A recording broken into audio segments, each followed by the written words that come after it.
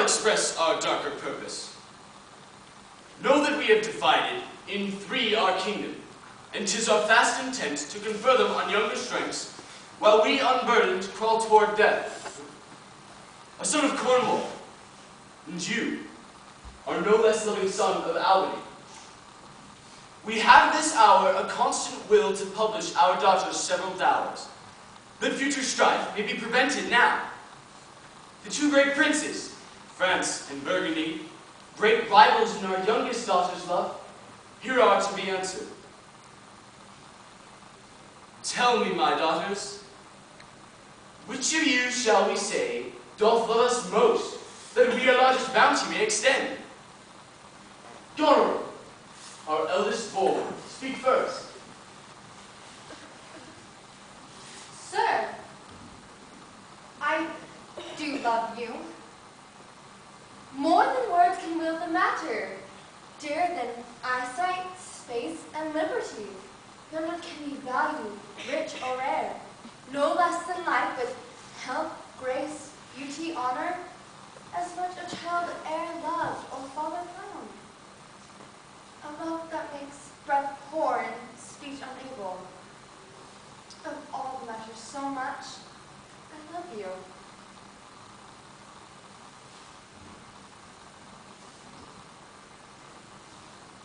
Of all these bounds, even from this line to this, we make thee lady.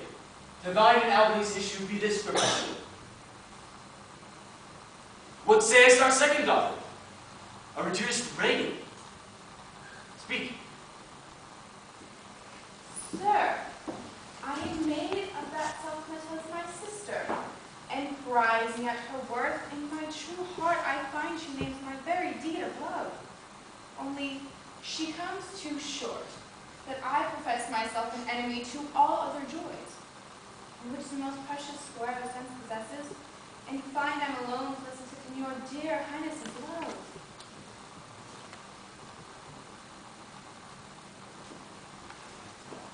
Upon thee and thine hereditary ever remain this ample third of our fair kingdom, no less in space than that conferred on Goneril.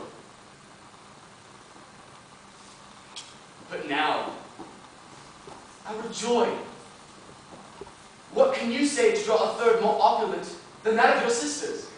Nothing, my lord. Nothing. Nothing. Nothing will come of nothing. Speak again.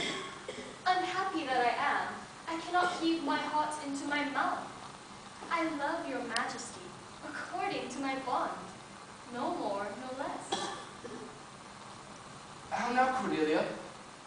Mend your speech a little, lest you may mar your fortunes. Good, my lord, you have begot me, bred me, loved me. I return back those duties as are right fit. Obey you, love you, and most honor you. Why have my sisters husbands if they say they love you all?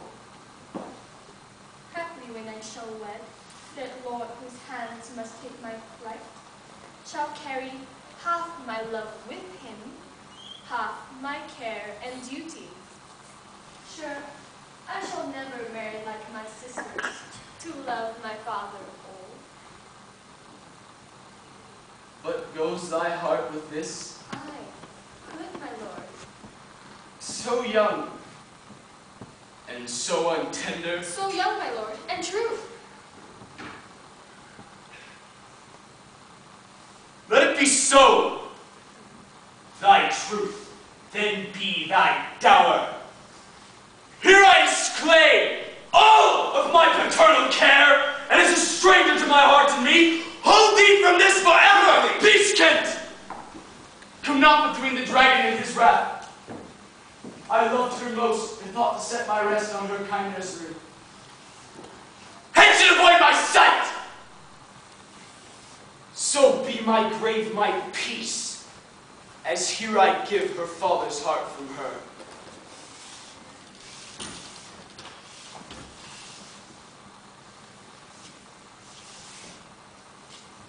Cornwall and Albany, with my 2 daughters' dowers, digest this third. Let pride which she calls plainness. Marry her! This coronet, part between you. Royal Lear, whom I have ever honored as my king, loved as my father, as my master followed, as my great patron thought on in my prayers. The bow is bent and drawn.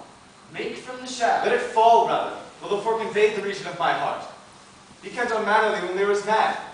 What wouldst thou do, old man? Thinkest thou duty shall have dread to speak, when power to flattery bows?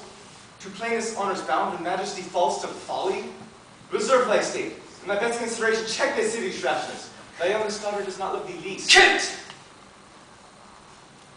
On thy life. No more. My life I never held but as a pawn to wage against thy enemies, nor fear to lose it. Thy safety being motive.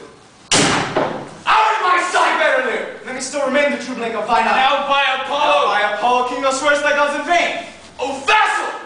Miscreant! Invoke thy gift, or whilst I commit to clamor for my throat, I'll tell thee thou dost evil. Hear me, recreant! On thine allegiance, hear me!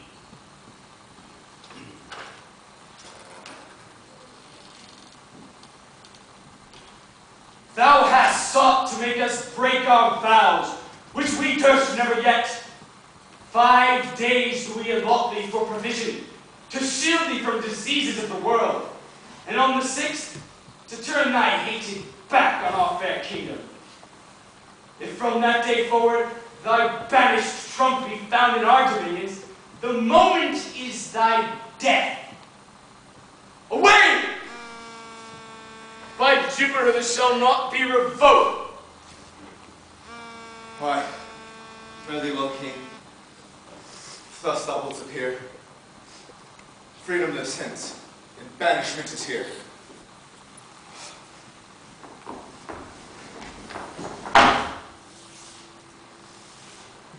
The gods to their dear shelter take thee, maid, that justly thinkest and hast most rightly said. In your large speeches may your deeds approve. Get that good affix may spring from words of love. Thus, Kent, O princes, bid you all adieu. He'll shape his old course in a country new.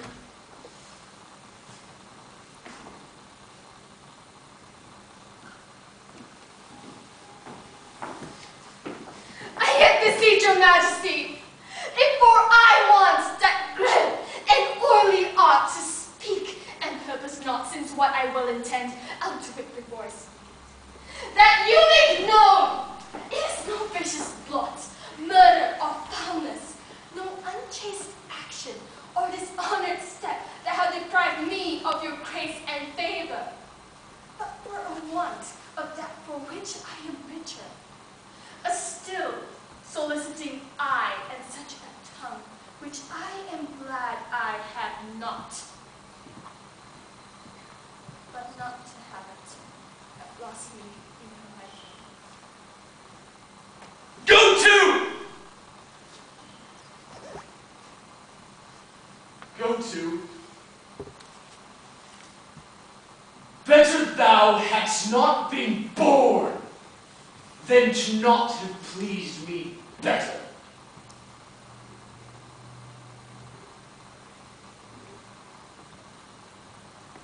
Thank you.